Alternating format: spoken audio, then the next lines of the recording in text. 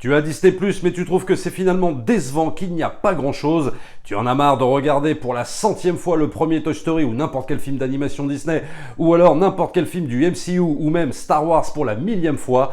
Alors reste bien sur cette vidéo parce que je vais te conseiller 5 films, ce que j'appellerais les films cachés de la plateforme. Alors, ça ne veut pas dire qu'il faut des codes pour pouvoir les débloquer, entendons-nous bien, mais ce sont des films qui ne sont pas forcément bien mis en avant sur la plateforme, tu sais, un peu comme Netflix, comme d'autres plateformes, qui vont mettre en avant plus les choses connues. Et là, si tu veux, tu as 5 films qu'il faut un petit peu chercher dans la plateforme, des films plus ou moins connus, il n'y a pas que de l'inconnu non plus, mais même dans les films connus, il faut un peu chercher pour les trouver. Et donc, ce sont 5 films, alors attention, ce sont des divertissements familiaux, n'allez pas me dire où sont les films subversifs et tout ça, parce que non, il n'y en a pas, on est sur Disney+, mais ce sont quand même 5 films intéressants à découvrir. Le premier de cette sélection...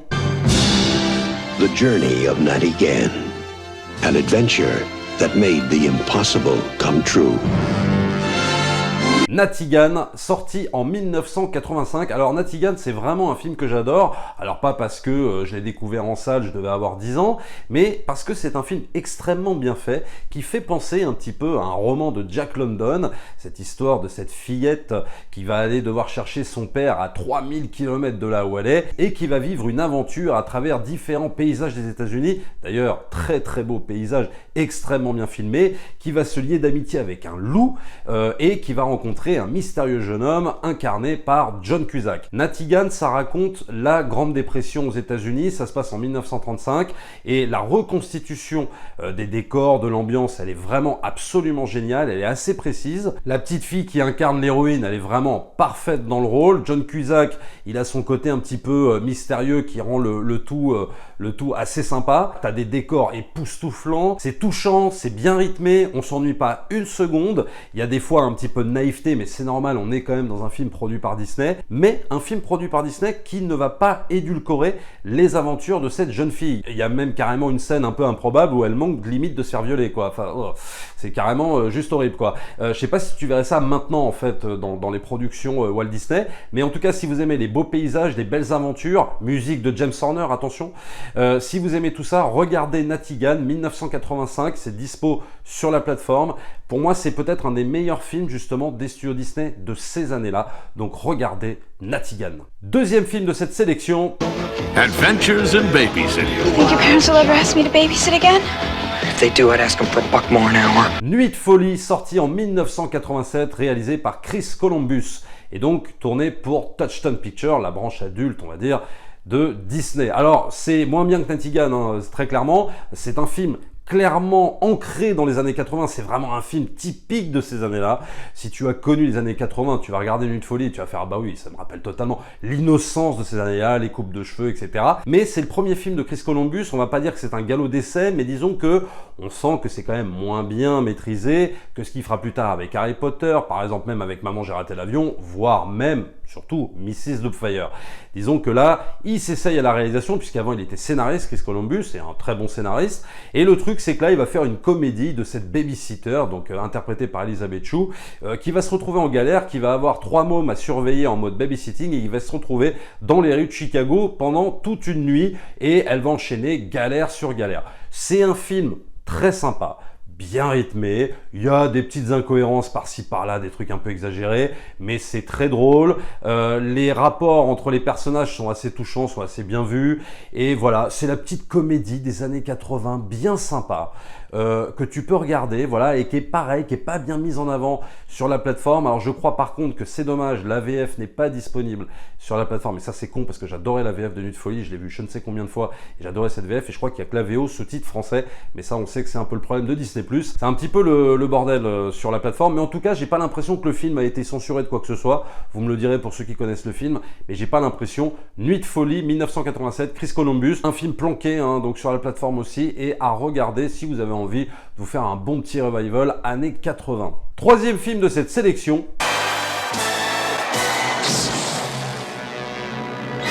Newsies. Sorti en 1992 et réalisé par Kenny Ortega. Alors attention, c'est une comédie musicale, bon moi j'adore les comédies musicales, je vous préviens, mais ce n'est pas la comédie musicale parfaite, loin de là. Pourtant, elle a beaucoup de qualités, notamment par son premier rôle, et son premier rôle c'est Christian Bale. Donc voilà, Christian Bale en 92, je vous laisse un peu imaginer la tête qu'il avait. Et ben déjà, il avait énormément de talent, le Christian Bale. Et donc l'histoire se passe en 1899. Deux jeunes distributeurs de journaux s'unissent et votent à l'unanimité pour la grève afin de réclamer de meilleures conditions de travail à leur employeur, Joseph Pulitzer. Moi, ce que j'adore avec ce film, c'est le sujet. Même si, oui, c'est vrai que le film est loin d'être parfait, le sujet, je le trouve super emballant parce que ça parle de cette période-là, ça parle d'une pseudo-révolte, mais avec des jeunes, emmené évidemment par un Christian Bale ultra révolté, et ça lui va comme un gant ce genre de rôle. Après, ça pêche beaucoup par la réalisation, c'est-à-dire que Kenny Ortega, c'est un habitué des studios Disney. Il a fait beaucoup de films en mode comédie musicale, alors pas des meilleurs, hein, bien sûr. Hein. Je pense par exemple à Descendante ou des choses comme ça, High School Musical, je crois des trucs comme ça. Moi, je suis pas très fan de ça. Mais surtout, à la base, c'est un chorégraphe, Kenny Ortega. Mais on lui confie également le poste de réalisateur. Il s'occupera même du dernier show de Michael Jackson qui n'aura pas pu mener à terme, This Is It, hein, pour ceux qui se souviennent. Mais Kenny Ortega, clairement, on voit que c'est pas un très grand réal. Il y a des erreurs, je trouve, de cadrage, il y a des erreurs de rythme. Il y a vraiment des choses un peu bizarres dans ce film. Et ce qui fait que c'est pas le film parfait. Les chorégraphies sont bien, par contre, parce que tu sens que le boulot de Kenny Ortega, c'est d'être chorégraphe. Donc à ce niveau-là, ça envoie du lourd. Mais si on prend par exemple le traitement du méchant interprété par Robert Duvall quand même, eh ben on voit bien que le rôle est soit très mal écrit, soit c'est Robert Duvall qui s'en tape complètement de ce qu'il est en train de jouer. Mais ça pose un réel problème parce que c'est quand même l'antagoniste principal de cette révolte des jeunes. Et le problème, c'est qu'on sent pas beaucoup l'aspect méchant de la chose, quoi. Voilà. On est dans un espèce de rôle où il est complètement en retrait, très statique. Enfin bon, je sais pas, on a vraiment du mal à croire à ce méchant. C'est un peu dommage et je trouve que le film est beaucoup plombé par ça. Parce que tout le reste est bien sympa. Les décors en studio, ça le fait. Tu sais que c'est du studio, mais quelque part, ça fait un peu vieille comédie musicale d'antan et ça le fait. Mais c'est dommage, c'est plombé par certaines choses, des choix un petit peu discutables. Les chansons sont extrêmement bien. C'est Alan Menken derrière les chansons. Donc Alan Menken, Aladdin, La Petite Sirène, tout ça. Et franchement, les chansons envoient du très lourd. Et il faut quand même saluer l'initiative de Disney. Bah ouais, je peux le faire quand même. Parce que le film a été un bide colossal. Le film a dû rapporter 2 millions de dollars aux États-Unis. Je sais même pas s'il est sorti en France. Pour vous dire, avant de faire cette vidéo, je ne connaissais pas ce film. Je l'ai découvert en allumant la plateforme, voilà, je vous le dis. Donc, il est sorti en DVD, il est sorti en Blu-ray. Donc, on peut saluer quand même l'initiative de Disney, malgré l'échec retentissant de ce film, de l'avoir sorti quand même en DVD et Blu-ray, et surtout de le laisser sur leur plateforme Disney+, pour avoir ce genre de contenu, parce que c'est toujours intéressant de savoir ce qu'ils ont pu faire dans leur histoire, les studios Disney, et notamment les bids aussi qu'ils ont pu faire, c'est toujours intéressant, et de voir ce que ça valait réellement. Et très sincèrement, en voyant le film, je ne trouve pas que ça méritait ce bid. Bon, c'est pas la meilleure comédie musicale de tous les temps, c'est clair, mais je ne trouve pas que ça mérite un bid aussi retentissant que ce qu'il a fait, quoi. Alors en plus, le film a été adapté en comédie musicale bien plus tard, hein, je crois en 2017, il y a aussi la comédie musicale sur la plateforme que je n'ai pas encore vue, mais j'ai tellement bien apprécié le film, malgré tous ses défauts, que limite ça me donne presque envie de voir la comédie musicale qui en ressort, quoi, tu vois, derrière. Donc voilà, donc je vous le recommande. Si vous avez envie de voir autre chose que ce que vous avez vu habituellement sur la plateforme Disney+, vous pouvez regarder New Is, vous allez voir, ça fait du bien, petit vent de fraîcheur, un film qui change un peu. C'est pas le film parfait, c'est pas la meilleure comédie musicale de tous les temps, mais rien que pour Christian Bale en mode révolte totale, franchement ça vaut le coup, New Is. Alors je passe rapidement sur Amy, un film qui est sorti en 1981, toujours produit par les studios Disney. Alors là, c'est le fond de catalogue. Ça ne veut pas dire que le film est mauvais, mais c'est le fond de catalogue dans le sens où Disney, je crois, même ne l'a peut-être même pas sorti en DVD. Et alors, il est dispo sur la plateforme. Et c'est dommage de pas rapidement en parler. C'est l'histoire d'une femme qui est déboussolée par la mort de son fils, qui est né sourd, puis placé en institution. Déçue par le peu d'attention de son mari, un riche homme d'affaires, elle entend en effet désormais se consacrer aux enfants handicapés. Elle atteint son premier objectif quand elle parvient à se faire recruter comme enseignante dans une école pour sourds et aveugles. Alors ça, c'est un gros mélo, attention, et c'est pour ça que j'ai pas envie de m'attarder énormément sur ce film, parce que il y a quand même des tendances, voilà, à faire du mélo, voilà, un peu trop, quoi, avec la musique derrière, les violons et tout ça. Donc des fois, ça va un peu trop là-dedans, je trouve. Mais c'est un film à voir si vous aimez bien les grands mélodrames, parce qu'il y a des choses intéressantes. L'actrice joue très bien. Bon, il y a quelques séquences qui rallongent un petit peu l'histoire de façon un petit peu inutile. Bon, ça c'est un peu dommage, mais sinon voilà, le film se tient plutôt pas mal, mais je trouve que c'est un film qui accuse le poids des années. On voit vraiment que c'est un film qui a été fait en 1981, quoi. C'est un peu vieillot dans le choix de la lumière. Alors il y a peut-être aussi le transfert qui n'aide pas à ce que le film fasse plus moderne qu'il ne l'est. Je trouve que c'est un film qui a du mal à passer. Maintenant, c'est intéressant pour voir ce type de films qui font partie de l'histoire du studio. Pour ceux qui sont des fans hardcore de Disney, de l'histoire de Disney, c'est intéressant à voir. Voilà pourquoi je voulais passer rapidement dessus. Quatrième film de cette sélection. Voyage au centre de la Terre. Alors là, les amis, on passe chez la Fox. Voilà, parce que vous le savez, Disney a donc racheté le catalogue de la Fox et donc a eu plutôt, la bonne idée de mettre les bons films de la Fox, en tout cas pour certains des bons films. Et Voyage au centre de la Terre en est un, parce que là, clairement, c'est un de mes films d'aventure préférés, je le dis, celui de 1959 avec James Mason. Et j'ai même envie de te dire que c'est peut-être presque la meilleure adaptation d'un roman de Jules Verne. Bon, c'est vrai qu'il y a eu 20 milieux sous les mers par les studios Disney, qui était très bien avec Kirk Douglas, mais je trouve que ce Voyage au centre de la Terre, c'est un niveau au-dessus. C'est un film qui a encore de la gueule aujourd'hui, réellement. Film de 1959, je le rappelle. C'est l'aventure, pour moi, à son paroxysme. C'est-à-dire que tu as peut-être tout le début de la mise en place, où ils sont pas encore vers le volcan, peut-être un petit peu longuette, qui ça met un peu de temps à se mettre en place. Mais alors, une fois que tu es dans l'aventure, ça y est, c'est fini, tu peux plus lâcher. Tu ne peux plus lâcher ce film, c'est extraordinaire, ça te happe complètement. Le rendu des couleurs, les décors, les effets spéciaux, la musique de Bernard Herrmann quand même, c'est juste complètement dingue ce film. C'est-à-dire que Voyage au centre de la Terre, c'est une association de bonnes choses, si tu veux, voilà. C'est une addition de plein de choses, plein de savoir-faire, qui fait que Voyage au centre de la Terre, c'est un film super efficace. Vraiment. L'interaction entre les personnages, même les personnages sont super bien écrits, au milieu d'effets spéciaux dantesques. James Mason, l'actrice Arlene, je suis même tombé amoureux d'elle, c'est pas possible, quoi, c'est un truc de dingue. Non, vraiment, c'est un film qui est super attachant. Faut quand même souligner que ce film a été nominé 3 fois aux Oscars en 1960. Meilleur production design, meilleur effets spéciaux et meilleur effet sonore.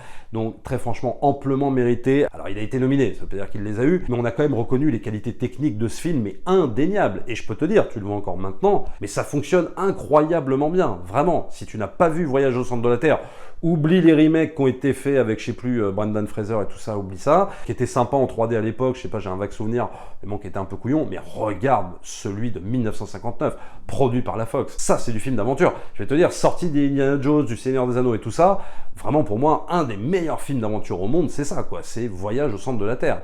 Voilà, donc si tu ne l'as pas vu, regarde-le, il est dispo, tu vois, une fois de plus. Pour moi, c'est pas un film qui est mis en avant sur la plateforme. C'est-à-dire que c'est un film que, je dis pas qu'ils l'ont complètement caché, mais bon, faut un peu chercher, quoi, tu vois, parce que tu vois souvent, la plupart du temps, Star Wars, Avatar, et voilà, quoi. Voyage au centre de la Terre, tu vas pas forcément le voir, et puis en plus, tu vois la date, 1959, et donc j'imagine, tu sais, la jeune génération qui voit la date 1959, elle doit se dire « Ah non, vas-y, laisse tomber, je peux pas regarder ça, non, c'est bon. Laisse tomber, ça va pas être pour moi. » Alors que ce serait tellement bête de passer à côté vraiment de ce chef-d'œuvre du film d'aventure. Donc regardez bien sur la plateforme Voyage au centre de la Terre. Allez, 5e et dernier film de cette sélection. Put on your Sunday clothes when you feel down and out. Hello Dolly, sorti en 1969 et réalisé par Gene Kelly. Je vous avais dit que j'aimais les comédies musicales. Et là, on est encore chez la Fox, attention. Pareil, film un petit peu planqué sur la plateforme, on ne le voit pas bien, je sais pas où il est. Il faut vraiment un petit peu chercher si on a envie de voir ce genre de film. Et pourquoi j'ai sélectionné Hello Dolly? Parce que, alors, c'est pas parce que c'est la meilleure comédie musicale de tous les temps, non, parce que ça ne l'est pas, bien qu'elle soit réalisée quand même par Gene Kelly. Gene Kelly qui n'en était pas à sa première réalisation, parce que je rappelle quand même au passage qu'il avait co-réalisé avec Stanley Donen Chantons sous la pluie. Chantons sous la pluie qui est pour moi une meilleure comédie musicale sur un plan thématique, sur un plan dramatique que Hello Dolly. Hello Dolly, c'est de la très grosse comédie musicale, mais c'est beaucoup plus léger qu'un Chantons sous la pluie, qui est véritable chef-d'œuvre en termes de thématique. En gros, c'est l'histoire de Dolly Levy, qui est une marieuse professionnelle et qui tombe amoureuse d'un riche marchand, interprété par Walter Matthau, et tisse un réseau complexe de liens amoureux pour parvenir à ses fins. Et alors, ce qui est très surprenant avec ce film, c'est que c'est un film donc réalisé en 1969, on approche des années 70, et il est réalisé comme une comédie musicale de l'âge d'or des années 50. Et je trouve ça absolument fabuleux. C'est-à-dire que si je te dis pas l'année 1969, tu pourrais me dire, ah bah ouais, c'est un film qui a été réalisé dans les années 50, ouais, en mode âge d'or, grande comédie musicale de l'époque et tout ça. Et alors que non, on est carrément presque dans les années 70, et on sait ce que va être le cinéma des années 70 hollywoodien. On est quand même très très loin des grandes comédies musicales de l'âge d'or, on n'est plus du tout dans ce délire-là. Et là, en fait, Gene Kelly a voulu, comme s'il voulait rendre hommage en fait à ce type de comédie musicale typique des années 50. Et ça marche, mais alors du tonnerre, parce que c'est grandiose, parce que les décors incroyables, je sais pas moi, les costumes, les chansons, tout, absolument tout fonctionne comme une grande comédie musicale. Barbara Streisand est exceptionnelle, c'est-à-dire que cette femme, elle sait tout faire. Elle sait jouer la comédie, elle sait chanter. Walter Matthau est extraordinaire parce qu'il a toujours ce rôle de mec un peu bougon comme ça, qui est pété de thunes, mais qui est juste insupportable. Et tu as toute une galerie de second rôle exceptionnelle, super attachant. Et puis surtout, à un moment donné, quand tu regardes le film, au bout d'une demi-heure, tu te dis « Mais putain, ça me fait penser à un film d'animation que j'ai vu !» Mais oui, c'est Wall-E. Et oui, donc la connexion entre Hello Dolly et Wall-E est totalement faite, puisque dans le long métrage d'animation Pixar Wall-E, Wall-E passe son temps à regarder un classique. Et quel est ce classique? C'est justement Hello Dolly. Et on entend même, en ouverture de Wall-E, une des chansons de Hello Dolly. Donc c'est extrêmement frappant. Et pour la petite anecdote, il faut savoir qu'à l'époque où Andrew Stanton veut sortir Wall-E, eh bien Disney n'a pas racheté la Fox. Donc du coup, il a dû dealer pour avoir les droits pour Hello Dolly. Assez ironique quand on sait que 10 ans plus tard, Disney rachètera la Fox et qu'il n'y aura plus besoin de batailler pour avoir les droits pour ce genre de film. Mais bon bref. En tout cas voilà, il y a une connexion avec Wall-E et donc c'est plutôt amusant. Donc on se rappelle un petit peu de certaines séquences même de Wall-E quand on regarde Hello Dolly, c'est assez extraordinaire. Mais cette comédie musicale là, elle dure à peu près 2h30 voire 2h40, donc elle est assez longue. C'est vraiment une grosse comédie musicale, mais alors qui en jette, c'est un véritable bonbon, vraiment. Et c'est pour ça que je ne peux pas la comparer avec Un chanton sous la pluie, qui est beaucoup plus grave en fait sur le thème. Là, c'est plus un bonbon qu'on avale pendant 2h30, quoi, et c'est un régal total, quoi. Vraiment, on en sort, mais même, on a la pêche, on est complètement... ouais, c'est comme un espèce de grand feel-good movie. Et ouais, Hello Dolly, c'est le genre de film qui fait du bien fait, bien réalisé. Des chorégraphies, mais incroyables. C'est-à-dire que tu as des chorégraphies dans certaines scènes, tu te demandes si même maintenant ils pourraient encore les faire. Enfin, c'est juste hallucinant. Tu sens que c'est vraiment Gene Kelly derrière la caméra, et en plus de très beaux mouvements de caméra, des plans à la grue extraordinaires. Alors là, pour le coup, on est très loin de la réalisation très bancale de New Wiz dont je vous parlais en début de vidéo. Hein. Kenny Ortega, c'est pas Gene Kelly à la réal, quoi. Je vous le dis tout de suite. Gene Kelly, c'était vraiment un vrai metteur en scène, quoi. Là, pour le coup, on voit, il y a une application dans la réalisation qui est juste mais phénoménale. Donc, si vous n'avez pas vu Hello Dolly, c'est dispo également sur la plateforme, dans le catalogue de la Fox. Vous tapez juste Hello Dolly et vous le trouverez. Regardez-le, ça va vous faire du bien, en tout cas pour ceux qui aiment les comédies musicales. Moi, je sais que je suis très client de ça.